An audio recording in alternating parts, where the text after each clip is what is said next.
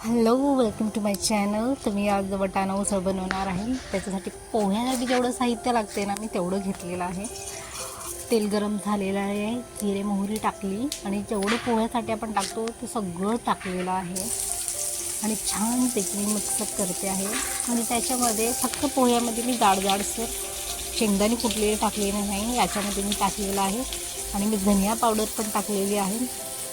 छान त्याला मिक्सअप केले आणि त्याच्यानंतर मी ग्रीन पीस टाकलेले आहे, छान मिक्स झालेले आहेत. एका प्लेटमध्ये घेते मी. प्लेटमध्ये घेतल्यानंतर त्याच्यावरती छान लिंबू पिळून हिरवीगार कोथिंबीर टाकलेली आहे आणि मी ती आता खाण्यासाठी घेते. आणि खरंच माहिती आहे की एवढी छान दिसते, पण दिसण्यापेक्षा त्याची टेस्ट एवढी छान आहे ना, खूप छान आहे. तुम्ही करून बघा, मला खूप आवडते. बाय.